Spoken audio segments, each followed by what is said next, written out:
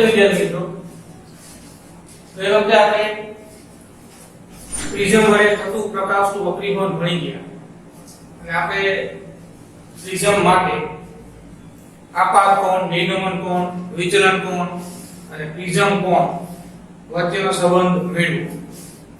ત્યારબાદ આપણે પ્રિઝમના દ્રવ્યનો વક્રીભવનાંકનું સૂત્ર કોણ, પ્રિઝમ કોણ, લઘુત્તમ વિચલન કોણ ના સ્વરૂપમાં કોણ બનાવ્યું.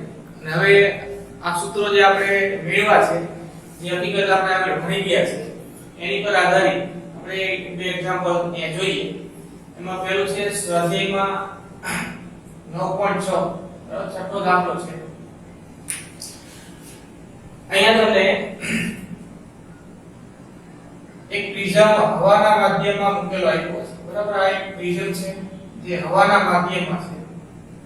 હવાના માધ્યમ માટે વક્રીભવનાંકની સંજ્ઞા આપણે n a આપીએ. બરાબર, હવાનો વક્રીભવનાંક a અને આ પ્રિઝમનું દ્રવ્ય છે. પ્રિઝમના દ્રવ્યનો વક્રીભવનાંકને ng વડે દર્શાવીએ. આ પ્રિઝમ કે જેનો પ્રિઝમ કોણ અથવા તો વક્રતાકારક કોણ 60 અંશ આપેલો છે. બરાબર, આ પ્રિઝમ કોણ a 60 અંશ. આ પ્રિઝમ પર પ્રકાશનું કિરણ જૂથ આપાત કરો તો લઘુત્તમ વિચલન કોણ અહીંયા 60 અંશ લઘુત્તમ વિચલન કોણ dm અહીંયા 40 અંશ મળે છે. એટલે આપણને પ્રિઝમ કોણ આપ્યો છે, લઘુત્તમ વિચલન કોણ આપ્યો છે, પ્રિઝમ છે એ હવાના માધ્યમમાં છે. તો પ્રિઝમના દ્રવ્યનો વક્રીભવનાંક Ng અથવા Nga હવાની સાપેક્ષ પ્રિઝમના દ્રવ્યનો વક્રીભવનાંક બોલો કે પછી પ્રિઝમના દ્રવ્યનો વક્રીભવનાંક બોલો. બરાબર, હવાની સાપેક્ષ કોઈ પણ માધ્યમનો વક્રીભવનાંક એટલે ઈ માધ્યમનો નિરપેક્ષ વક્રીભવનાંક એ માધ્યમનો વક્રીભવનાંક કહેવાય. એટલે આપણે સંજ્ઞા Nga આપી છે. n થી a શોધવું છે. Na બરાબર 1 છે અને હવાની સાપેક્ષ પ્રિઝમના દ્રવ્યનો વક્રીભવનાંક શોધવો છે. આટલી માહિતી પરથી તો આપણે બરાબર સૂત્ર વાપરીએ. પ્રિઝમ હવામાં હોય ત્યારે આપણે જે સૂત્રનું મૂળ સ્વરૂપ હતું એ આ રીતે મળ્યું કે n21 માધ્યમ 1 ની સાપેક્ષ માધ્યમ 2 નો વક્રીભવનાંક બરાબર sin a dm છેદમાં 2 છેદમાં sin a/2. બરાબર, આ સૂત્ર આપણે બનાવ્યું. માધ્યમ 1 ની સાપેક્ષ માધ્યમ 2 નો વક્રીભવનાંક. માધ્યમ 1 એટલે પ્રિઝમ જે માધ્યમમાં છે. તો પ્રિઝમ અહીંયા હવાના માધ્યમમાં છે, તો આપણે હવા માટે સંજ્ઞા a લખીએ. અને અહીંયા માધ્યમ 2 એટલે પ્રિઝમ નું માધ્યમ. પ્રિઝમ જે દ્રવ્યનું બન્યું છે એ માધ્યમ. તો પ્રિઝમ અહીંયા કાચનું બન્યું છે, તો આપણે સંજ્ઞા આપીશું g. બરાબર, Nga હવાની સાપેક્ષ પ્રિઝમના દ્રવ્યનો વક્રીભવનાંક. પ્રિઝમ હવામાં છે ત્યારે સૂત્ર આવું બનશે. બરાબર, એટલે 2 ની જગ્યાએ g સંજ્ઞા લખીએ અને 1 ની જગ્યાએ a. એટલે પહેલું માધ્યમ હવા છે અને પ્રિઝમ નું માધ્યમ બીજું માધ્યમ જે ગ્લાસ છે, એટલે આપણે સંજ્ઞા લખી Nga. બરાબર, આ સૂત્રમાં કિંમતો મૂકીએ એટલે આપણને Nga નું મૂલ્ય મળી જશે. બરાબર, ફરીથી જુઓ કે પ્રિઝમ હવાના માધ્યમમાં છે. પ્રિઝમ કોણ અથવા વક્રતાકારક કોણ 60 અંશ આપેલો છે અને આવા પ્રિઝમ પર હવાના માધ્યમમાંથી પ્રકાશનું કિરણ જૂથ આપાત કરીએ ત્યારે લઘુત્તમ વિચલન કોણ dm 40 અંશ મળે છે. તો આપણને પ્રશ્ન કર્યો છે કે પ્રિઝમના દ્રવ્યનો વક્રીભવનાંક શોધો અથવા તો હવાની સાપેક્ષ પ્રિઝમના દ્રવ્યનો વક્રીભવનાંક શોધો. તો Nga બરાબર sin a dm/2 છેદમાં sin a/2 આ સૂત્ર છે. તો આમાં કિંમત મૂકીએ. જો Nga sin પ્રિઝમ કોણ 60 અંશ, લઘુત્તમ વિચલન કોણ 40 અંશ છેદમાં 2 sin પ્રિઝમ કોણ 60 અંશ છેદમાં 2. તો Nga બરાબર 60 + 40 100 છેદમાં 2 એટલે sin 50 થશે અંશમાં. sin 50 અંશ છેદમાં sin 30 થશે. 60 છેદમાં 2 છે sin 30. બરાબર, હવે જ્યારે ગણતરીમાં આવા પદ આવે કે sin 50 અંશ sin 30 અંશ, તો આ કિંમતો જોવા માટે નેચરલ સાઈન ના કોષ્ટકનો ઉપયોગ કરવો પડે અને એ કોષ્ટકમાંથી જે તે મૂલ્યની જરૂર હોય એ મૂલ્ય મેળવી અને અહીંયા મૂકવાના હોય છે. જેમ કે નેચરલ સાઈન ના કોષ્ટકમાં તમે sin 50 અંશની કિંમત મેળવો એટલે એ મૂલ્ય મળશે 0.76 sin. તેમાં sin 30 અંશની કિંમત થશે 0.5. તો આ રીતે બરાબર આપણને nga નું મૂલ્ય મળી જાય. nga આ ભાગાકાર કરશો એટલે 1.532 મળશે બરાબર. એટલે હવાની સાપેક્ષ પ્રિઝમના દ્રવ્યનો વક્રી ગુણાંક 1.532. આ જવાબ આપણને પહેલો જવાબ મળી ગયો. હવે તમને એમ કીધું છે કે આ પ્રિઝમ જે હવાના માધ્યમમાં હતો એ પ્રિઝમને હવે પાણીના માધ્યમમાં મૂકવામાં આવે. એટલે પ્રિઝમ જ્યારે પાણીના માધ્યમમાં મૂકો કે જે પાણીનો વક્રી ગુણાંક 1.33 બરાબર. પ્રિઝમ જ્યારે પાણીના માધ્યમમાં છે, પાણીના માધ્યમમાં પાણીનો વક્રી ગુણાંક આપ્યો છે. પાણીનો વક્રી ગુણાંક NWA આપણે આમે લખી શકીએ. પાણીનો વક્રી ગુણાંક NW અથવા તો પાણીનો હવાની સાપેક્ષ વક્રી ગુણાંક NWA 1.33 બરાબર. NWA 1.33 છે.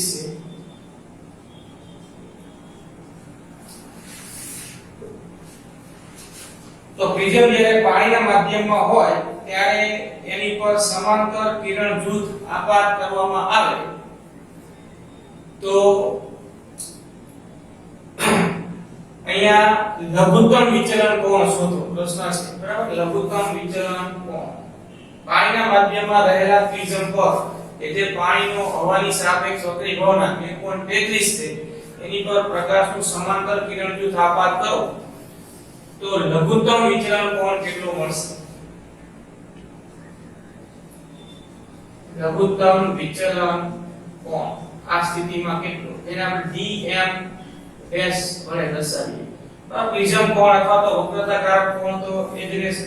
પ્રિઝમ ઈચ્છે કે પ્રિઝમ કોણ આપણને આપેલો છે એ બરાબર sin. તો પ્રિઝમ કોણ sin હશે. લઘુત્તમ વિચલન કોણ શોધવાનો છે. પ્રિઝમ પાણીના માધ્યમમાં છે અને ઈ પાણીના માધ્યમનો વક્રી ગુણાંક 1.33 છે અને પ્રિઝમ જે દ્રવ્યનો બનેલો છે એનો વક્રી ગુણાંક આપણે અગાઉ શોધી નાખ્યો જે મૂલ્ય મળ્યું 1.532. તો જવાબ મેળવવા માટે આપણે આ ફોર્મ્યુલાનો ઉપયોગ કરીશું. પ્રિઝમ પાણીમાં હોય ત્યારે જો પ્રિઝમ જ્યારે હવામાં હતો ત્યારે હવાની સાપેક્ષ પ્રિઝમના દ્રવ્યનો વક્રી ગુણાંક.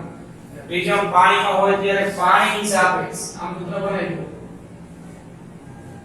NGW એટલે પાણીની સાપેક્ષ પ્રિઝમના દ્રવ્યનો વક્રી ગુણાંક. એટલે પ્રિઝમ પાણીમાં છે, પ્રિઝમની આસપાસનું માધ્યમ પાણી છે એટલે માધ્યમ એક પાણી થયું એટલે પાણીનો વક્રી ગુણાંક જે હોય એની સાપેક્ષ પ્રિઝમના દ્રવ્યનો વક્રી ગુણાંક NGW પાણીની સાપેક્ષ પ્રિઝમના દ્રવ્યનો વક્રી ગુણાંક NGW સંજ્ઞા થશે.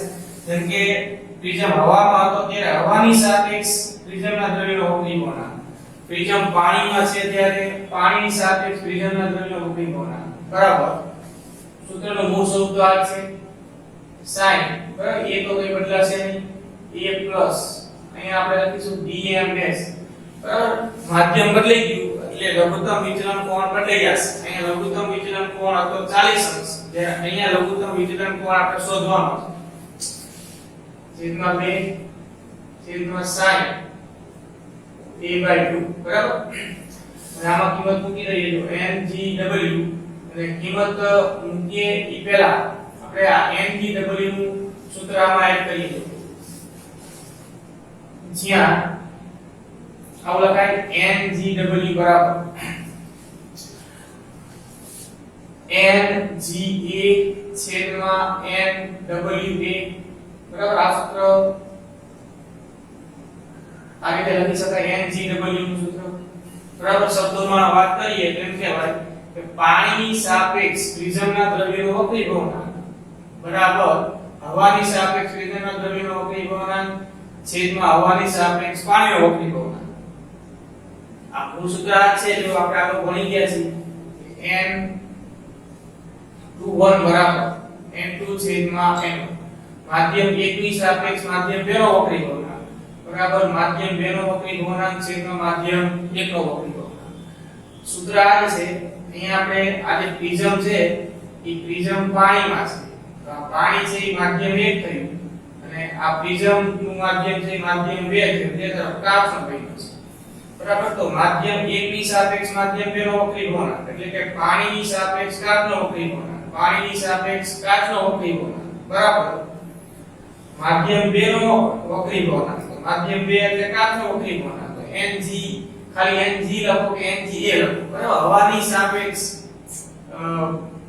આ માધ્યમ 2 નો વક્રી ભવનાંક કે પછી માધ્યમ 2 નો વક્રી ભવનાંક વાત એક જ થઈ એટલે N2 ની જગ્યાએ અહીંયા Ng લખો કે Nga લખો હવાની સાપેક્ષ પ્રિઝમના દ્રવ્યનો વક્રી ભવનાંક છેદમાં N1 એટલે પાણીનો વક્રી ભવનાંક અથવા તો હવાની સાપેક્ષ પાણીનો વક્રી ભવનાંક. એટલે સૂત્ર આ જ છે જેને આપણે આ રીતે સંજ્ઞામાં લખ્યું છે માધ્યમ 1 અહીંયા પાણી થયું માધ્યમ 2 અહીંયા પ્રિઝમનું દ્રવ્ય એટલે ગ્લાસ છે ગ્લાસ થયું તો માધ્યમ 1 ની સાપેક્ષ માધ્યમ 2 નો વક્રી ભવનાંક પાણીની સાપેક્ષ પ્રિઝમના દ્રવ્ય કાચનો વક્રી ભવનાંક બરાબર N2 એટલે માધ્યમ 2 નો નિરપેક્ષ વક્રી ભવનાંક માધ્યમ 2 એટલે પ્રિઝમનું દ્રવ્ય Ng બરાબર પ્રિઝમના દ્રવ્યનો વક્રી ભવનાંક Ng અથવા Nga લખો છેદમાં N1 એટલે પાણીનો વક્રી ભવનાંક Nw લખો કે Nwa લખો. એટલે સૂત્ર આ છે તેને આપણે આ રીતે લખી શકીએ બરાબર. તો આ હકીકત અહીંયા લાગુ પાડો તો Ngw ની જગ્યાએ આપણે લખીશું Nga છેદમાં Nwa બરાબર sin a plus dm dash છેદમાં 2 sin a by 2 બરાબર. હવે જો Nga હવાની સાપેક્ષ પ્રિઝમના દ્રવ્ય કાચનો વક્રી ભવનાંક આપણે શોધી લીધો છે 1.532 Nwa આપણને આપ્યું છે 1.33 sin a sinus dm dash છેદમાં 2 અને sin a sinus છેદમાં 2 બરાબર. એટલે આ sin 30 થઈ જશે अब થાય જો 1.532 છેદમાં 1.33 sin plus dm dash છેદમાં 2 અને sin ભાગ્યા 2 એટલે sin 30 ની કિંમત થાય 0.5 બરાબર 0.5 એ ગુણાકારમાં લઈ લો એટલે sin plus dm dash છેદમાં 2 બરાબર આ ઉપરનું પદ એમ છે 0.5 આ બાજુ ગુણાકારમાં એટલે થશે 1.532 ગુણ્યા 0.5 છેદમાં 1.33 બરાબર. એટલે હવે આનું સાદું આપવાનું રહેશે થોડું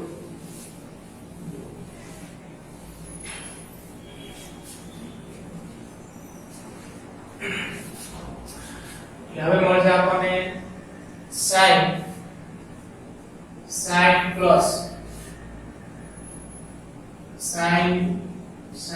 plus dm dash છેદમાં 2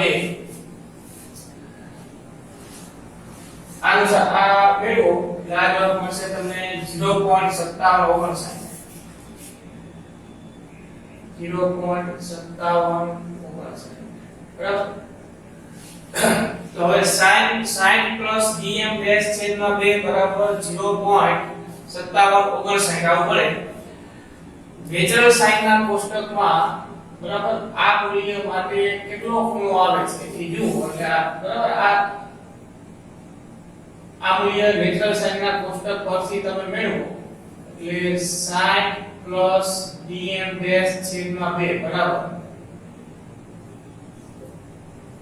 સ્ટાર્ટ dm ડેશ છેદમાં 2 બરાબર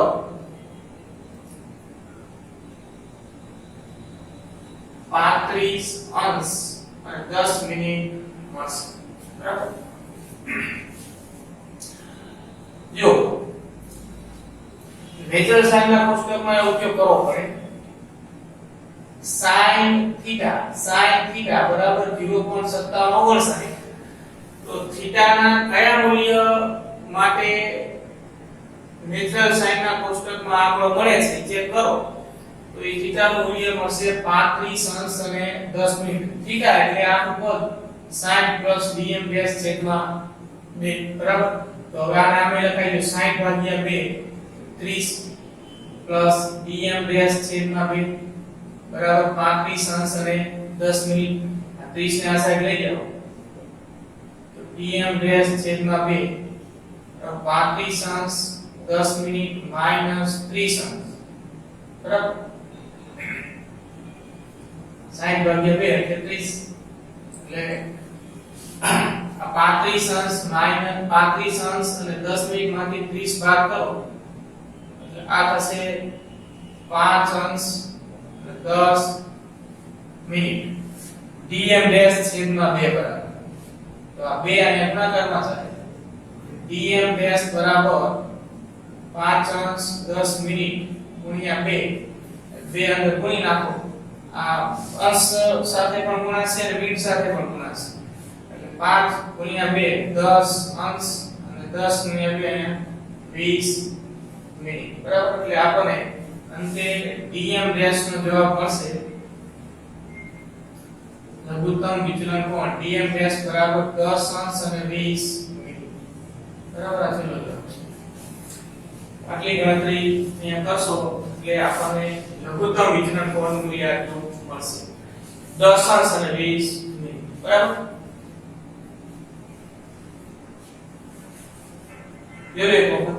હવે આપણે જોઈએ પ્રિઝમ ના ટોપિક પર આધારિત એક એક્ઝામ્પલ્સ જે સ્વાધ્યાયમાં તમને આપેલો છે સ્વાધ્યાયમાં 9.22 નો એક્ઝામ્પલ્સ છે બરાબર અહીંયા તમને કીધું છે કે 60 અંશનો વક્રતાકારક કોણ ધરાવતા પ્રિઝમની સપાટી પર એટલે અહીંયા વક્રતાકારક કોણ પ્રિઝમનો વક્રતાકારક કોણ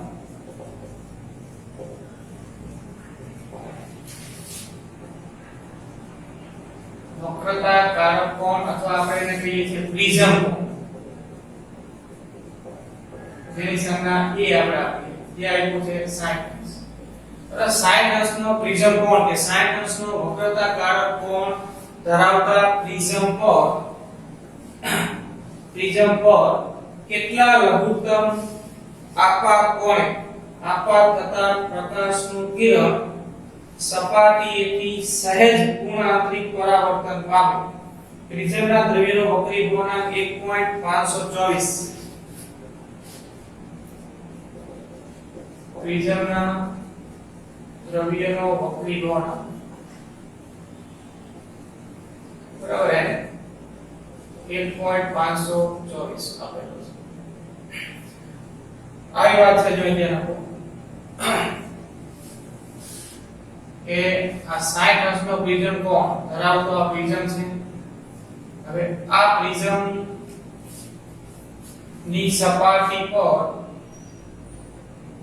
કેટલા આપાત કોણે બરાબર આ તમે પ્રકાશનું કિરણ આ સપાટી પર આપાત કર્યું આ આપાત ખૂણાએ કેટલા આપાત કોણે આ પ્રકાશનું કિરણ આ સપાટી AB પર આપાત કરી કે જેથી બરાબર કે જેથી આપાત થતા પ્રકાશનું કિરણ બીજી સપાટીથી સહેજ પૂર્ણ આંતરિક પરાવર્તન પામે એટલે કે શું કહેવા માંગે છે આ I કેટલો કે જેથી આ કિરણ બીજી સપાટીએ પહોંચે ત્યારે સહેજ એનું પૂર્ણ આંતરિક પરાવર્તન થાય સહેજ પૂર્ણ આંતરિક પરાવર્તન થાય તેનો અર્થ કે જે નિર્ગમન કિરણ છે એ આ બીજી સપાટી AC પર જ આગળ વધે એવું આપણે લઈશું આપાત કોણ I અહીંથી એનું વક્રીભવન થયું આ વક્રીભવન કોણ R1 હવે આ બીજી સપાટી પર આ કિરણ આપાત થાય એટલે બીજી સપાટીએ આપાત બીજી સપાટીને દોરેલો લંબ અને આ જે ખૂણો બનશે એને આપણે R2 કહીએ છીએ. અહીંયા એમ કીધું છે કે આ આપાત કોણ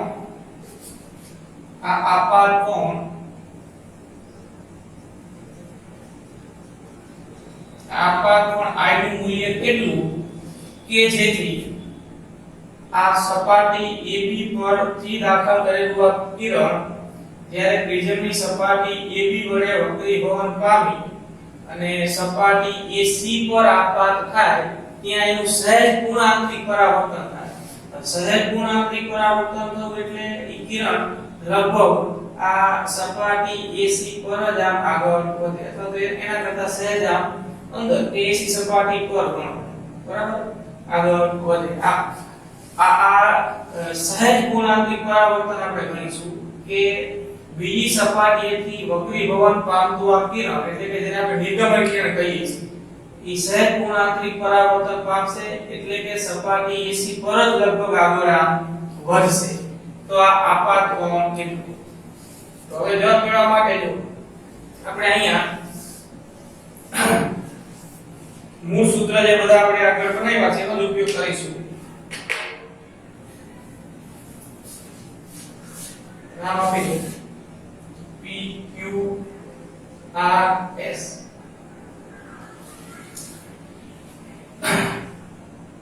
પ્રિઝમ કોણ 60 બનશે.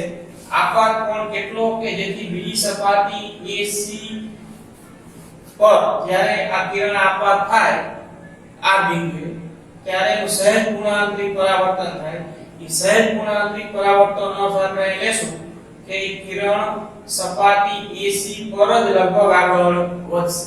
તો આવું ક્યારે થાય? તો કે જો આ ખૂણો જે બને આ બીજી સપાટી માટેનો જે આપાત કોણ R2 છે એ આપાત કોણ આ પ્રિઝમના દ્રવ્યના હવાની સાપેક્ષ ક્રાંતિ કોણ જેટલું આ મૂલ્ય થાય R2 ત્યારે આવું શક્ય બને. અથવા તો R2 નું મૂલ્ય ક્રાંતિ કોણ કરતા સહેજ વધારે પણ આપણે સહેજ અમુક પૂર્ણાંકિક પરાવર્તનની વાત કરી છે એટલે કિરણ પર AC બરાબર આ જે નિર્ગમન કિરણ છે એ AC સપાટી પર જ લીધું છે અને તેથી આપણે અહીંયા કહેશું કે આ R2 જે છે એ કેટલો હોય તો કે R2 નું મૂલ્ય આ પ્રિઝમના દ્રવ્યના આ હવાની સાપેક્ષ ક્રાંતિ કોણ જેટલું હોય બરાબર તો જ આવું શક્ય બનશે. તો એ હકીકત પર આપણે આગળ વધીએ.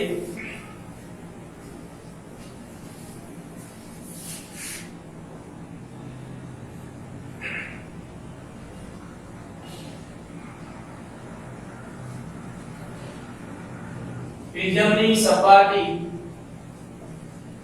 AB પર I જેટલા આપાત મળે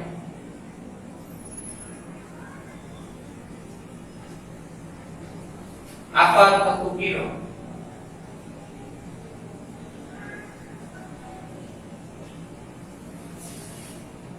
બીજી સપાટી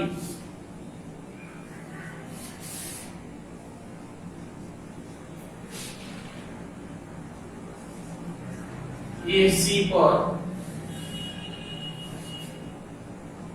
બીજી સપાટી AC પર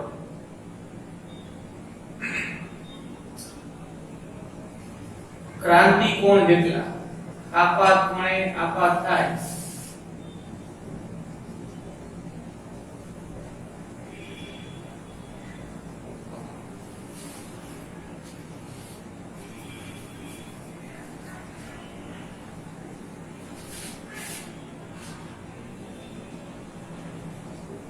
આપાત થાય તો નિર્ગમન કિરણ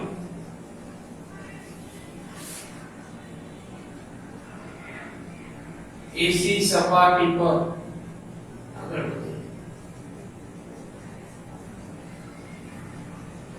બરાબર AC સપાટી પર આગળ વધે એટલે કે R2 બરાબર શું થવું જોઈએ IC R2 બરાબર IC થવું જોઈએ અને આ પહેલી સપાટી માટેનો આપાત કોણ કેટલો કે જેથી R2 બરાબર IC થાય એટલે કે પ્રિઝમના દ્રવ્યનો હવાની સાપેક્ષે ક્રાંતિ કોણ છે એટલું થાય અને અને તો જ આ નિર્ગમન કિરણ AC સપાટી પર આગળ વધે.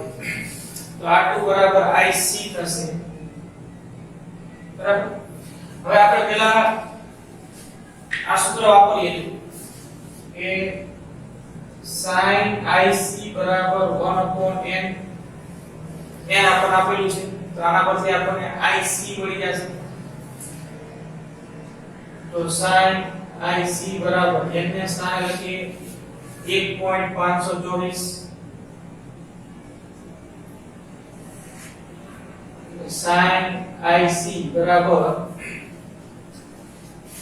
આ ભાગાકાર કરશો એટલે 0.6542 તો આના પરથી IC નેચરલ સાઈન ના કોષ્ટક પરથી તમે IC મેળવશો 41 અંશ મળશે.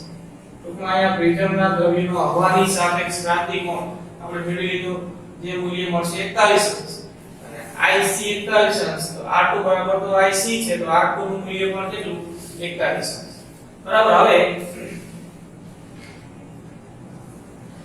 આપણે જાણીએ છીએ કે R1 R2 બરાબર 1 બરાબર. A નું મૂલ્ય આપણને આપેલું છે 60 અંશ. R2 બરાબર IC બરાબર 41 તો આપણે R2 જાણીએ છીએ એ જાણીએ તો આના પરથી R1 મળી જાય તો R1 બરાબર A માઈનસ R2 થાય. તો R1 બરાબર A માઈનસ R2 એ 60 અંશ છે.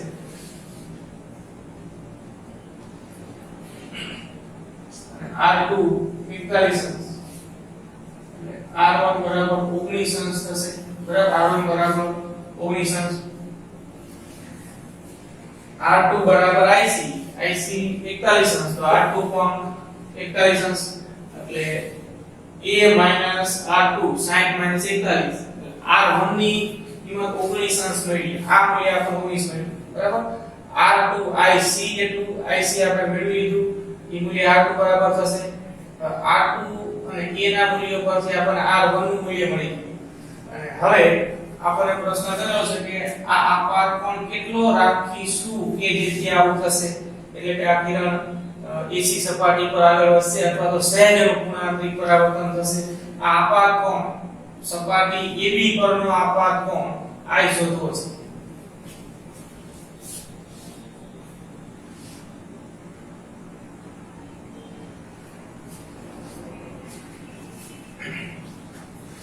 તો હવે એના માટે સપાટી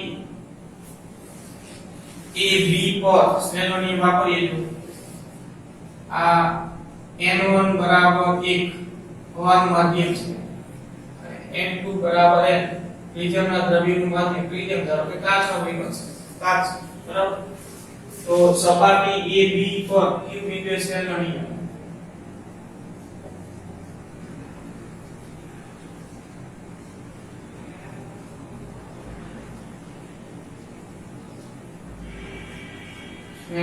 સ્નેલના નિયમ અનુસાર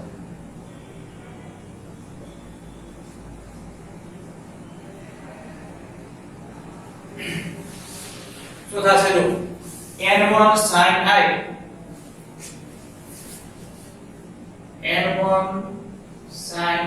બરાબર n2 sin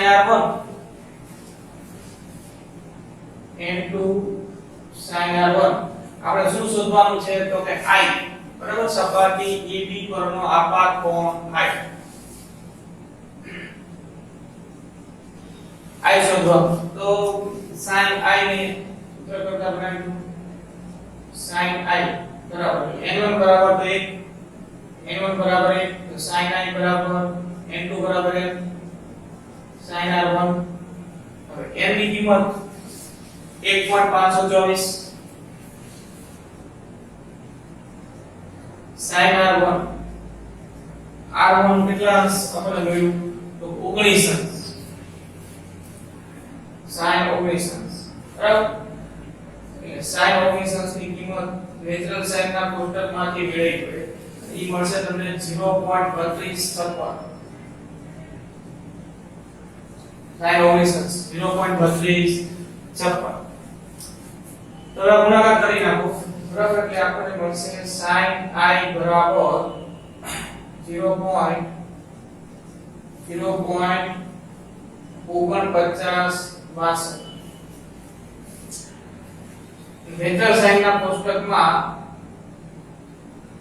i ના એટલે કે થીટા ના કેટલા મૂલ્ય માટે ખૂણાના કેટલા મૂલ્ય માટે આપણો મળે છે એ પણ વેક્ટર સાઇન ના કોષ્ટકમાં તમે મેળવી શકો અંતે આપણને i બરાબર મળશે 29.75 અંશ 29.75 એટલે nearly equal to 30 અંશ થયું બરાબર એટલે આ છે આપણે પ્રથમ સપાટી AB પર 30 અંશ જેટલા આપાત કોણે પ્રકાશનું કિરણ આપાત કરીએ તો એ કિરણ જ્યારે બીજી સપાટીએ આપાત થાય ત્યારે બીજી સપાટી પર એટલે કે સપાટી AC પર જ આગળ વધશે અથવા તો સહેજ અનુકૂળાંકની પરાવર્તન થશે એના માટે આપાત કોણ કેટલો રાખવો પડશે તો કે 30 બરાબર છે તો I બરાબર 30 અંશ મળશે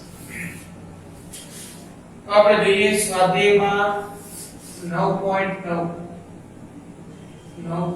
બરાબર આ લેન્સ ને આધારિત એક્ઝામ્પલ છે 21 સેન્ટીમીટર કેન્દ્ર લંબાઈવાળા અંતર્ગોળ લેન્સની સામે 10 સેન્ટીમીટરના અંતરે 3 સેન્ટીમીટર ઊંચાઈની વસ્તુ મૂકેલી છે બરાબર એટલે આપેલી માહિતી લેન્સની અંતર્ગોળ લેન્સ છે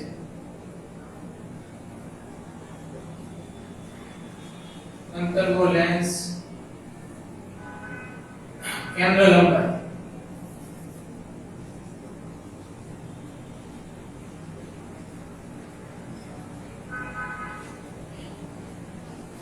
અંતર્ગોળ લેન્સ છે એની કેન્દ્ર લંબાઈ આપેલી છે 21 સેન્ટીમીટર અને અંતર્ગોળ લેન્સની કેન્દ્ર લંબાઈ સંજ્ઞા પદ્ધતિ પ્રમાણે ગુણો એટલે આપણે માઈનસમાં લખીશું બરાબર કેન્દ્ર લંબાઈ 21 સેન્ટીમીટર છે હવે 14 સેન્ટીમીટરના અંતરે વસ્તુ મૂકી છે તો વસ્તુ અંતર થઈ 14 સેન્ટીમીટર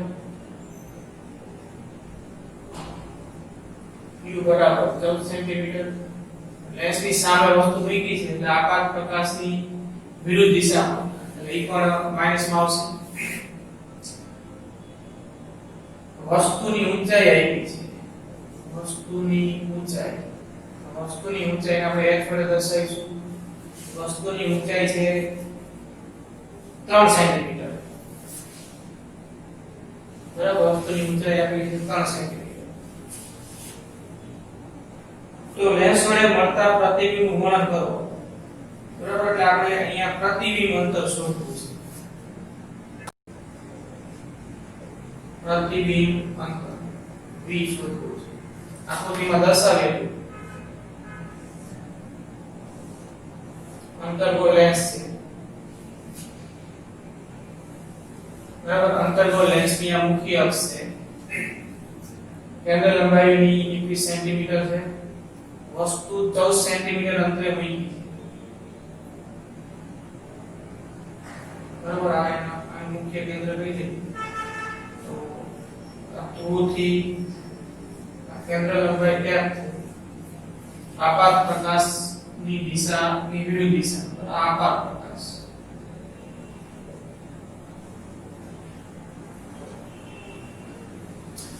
વસ્તુ 14 સેન્ટીમીટર અંતરે છે જો આ અંતર 21 સેન્ટીમીટર થાય વસ્તુ 14 સેન્ટીમીટરના અંતરે છે અંદર સરખી અને વસ્તુની આ ઊંચાઈ h બરાબર જે મુખ્ય અક્ષ ઉપર છે 3 સેન્ટીમીટર તો આ વસ્તુ માટે પ્રતિબિંબ અંતર શોધવું છે તો વસ્તુ અહીંયા ઉપર 14 સેન્ટીમીટરના અંતરે મૂકી છે અને આપણે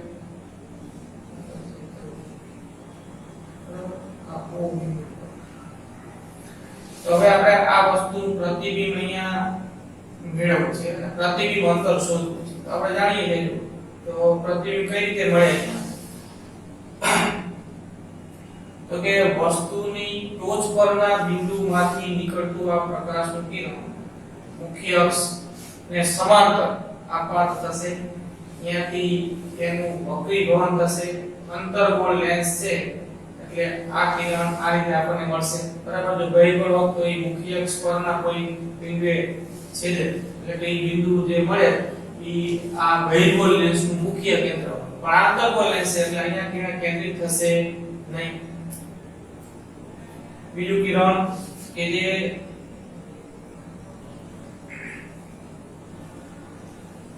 થ્રુ P માંથી પસાર થઈને આગળ વધશે થ્રુ P માંથી પસાર થતું કિરણ બરાબર એ મૂળ માર્ગે આગળ વધશે તો પરિભ્રમણ કે વિચલન થશે નહીં હવે આ કિરણને પાછળની દિશામાં લંબાવો તો આ બંને જ્યાં છેદે બરાબર એ બિંદુ પાસે આપણને આપેલ વસ્તુનું પ્રતિબિંબ મળશે વસ્તુની ઊંચાઈ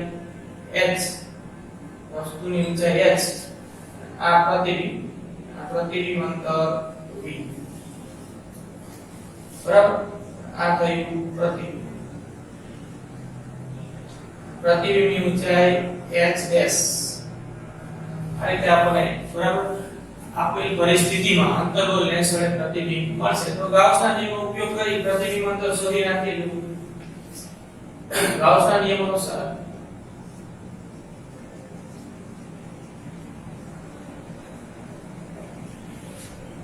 1/v બરાબર 1/f બરાબર 1/v માઈનસ 1/q આપણે શોધવાનું છે v તો 1/v બરાબર 1/f પ્લસ 1/u આ પદામાં આવે તો થઈ જશે તો 1/v બરાબર u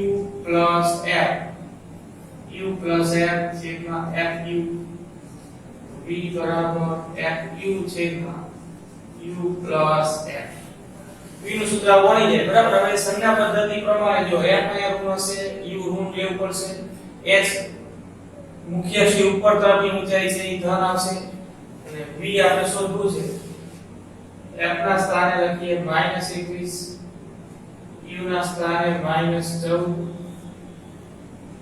બરાબર -14 અને -21 બરાબર તો આ રીતે આપણને v મળે અને આ v નું મૂલ્ય તમે ગણતરી કરો ઉપર તો 21 અને 14 બે ઋણ છે એટલે આ ગુણાકાર તો ધન થશે આ અહીંયા પેલો સરળ થશે પણ નિશાની તો માઈનસ આવશે એટલે v નું મૂલ્ય આપણને -5 મળશે અહીંયા ગણતરી કરશો તો v બરાબર -8.4 સેન્ટીમીટર મળે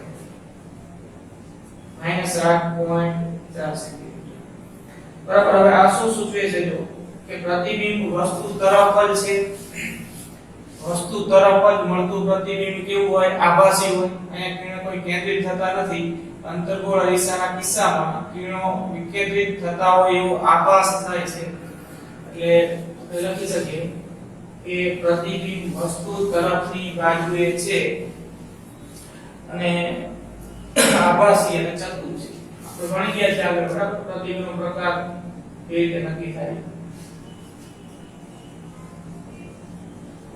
પ્રતિબિંબ વસ્તુ તરફની બાજુએ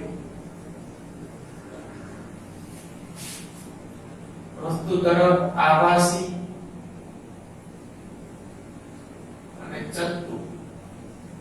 ચત્તુ અથવા એના માટે આપણે સીધું શબ્દ પણ વાપરીએ બરાબર હવે પ્રતિબિંબની ઊંચાઈ આપણે શોધવી છે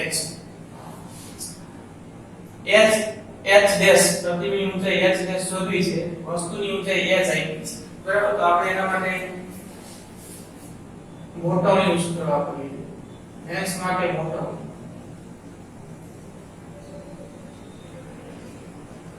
લેન્સ માટે મોટોનું સૂત્ર m નું સૂત્ર શું હતું તો m બરાબર v છેદમાં u બરાબર અને મોટોની નો અર્થ શું થાય મોટોની એટલે પ્રતિબિંબની ઊંચાઈ છેદમાં વસ્તુની ઊંચાઈ બરાબર h ડેશ છેદમાં h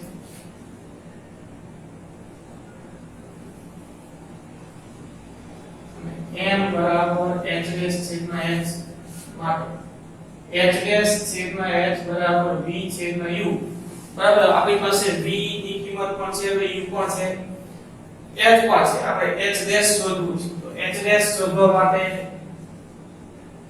એને સૂત્ર કરતા બનાવો h ડેશ બરાબર v h છેદમાં u બરાબર v v મેળવ્યો આપણને -8.4 h આપણને આપેલું છે 3 મુખ્ય છે ઉપર છે એટલે ધન બરાબર 3 અને પ્રતિબિંબ આપણને અહીંયા સીધું અને ચતુર્ભુજ મળે છે એટલે કે h ડેશ પણ આપણને ધન જ મળશે u ની કિંમત કેટલી તો કે u બરાબર -14 બરાબર તો આ મૂલ્ય મેળવો એટલે જો આ માઈનસ તો પ્લસ થઈ જશે બરાબર એટલે આ h ડેશ નો જવાબ સામા આવશે ધન માં આવશે તો એ ગણતરી કરો એટલે h ડેશ મળશે 1.8 સેન્ટીમીટર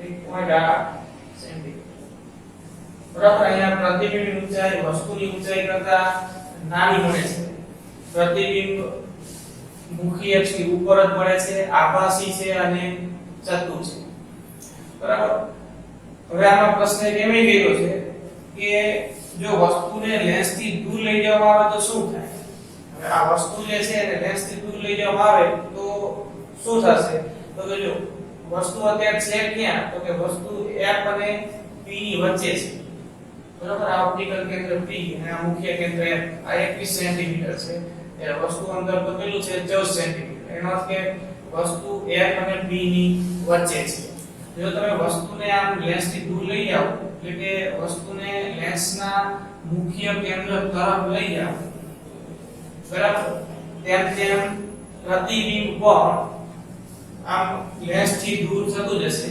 પણ એની સાઈઝ નાની થતી જશે એટલે પ્રતિબિંબને લેન્સ થી દૂર લઈ જવા આવે તો આભાસી અને સીધું પ્રતિબિંબ લેન્સના મુખ્ય કેન્દ્ર તરફ ખસે મુખ્ય કેન્દ્ર તરફ ખસે અને પ્રતિબિંબની સાઈઝ છે નાની થતી જશે એ માહિતી પણ આપણે આપી દઈએ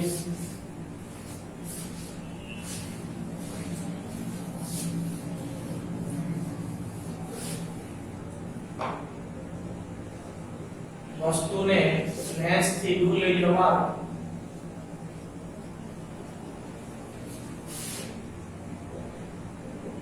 બરાબર અત્યારે વસ્તુ છે ક્યાં તો F અને P ની વચ્ચે એટલે લેન્સ થી આમ દૂર લઈ જવામાં આવે એટલે આ પ્રતિબિંબ છે એ પણ લેન્સ થી દૂર જશે F સુધી ઈ ખસે F સુધી ઈ લેન્સ થી દૂર જતું જશે અને સાઈઝ નાની થતી જશે બરાબર વસ્તુને લેન્સ થી દૂર લઈ જવામાં આવે તો આભાસી પ્રતિબિંબ લેન્સના મુખ્ય કેન્દ્ર તરફ ખસે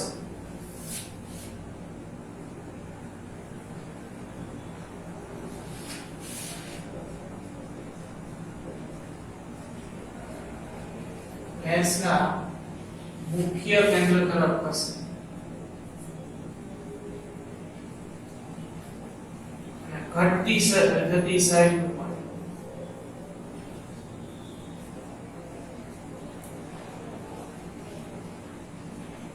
બરાબર તો આ રીતે તમે ગાઉસના નિયમના સૂત્રનો ઉપયોગ કરી મોટવણીના સૂત્રનો ઉપયોગ કરી અને પ્રતિબિંબ અંતર પ્રતિબિંબનો પ્રકાર તેમજ વસ્તુના આમ સ્થાનાંતર કરાવો એ મુજબ પ્રતિબિંબ સ્થાનાંતર કેવું થશે જાણી શકો બરાબર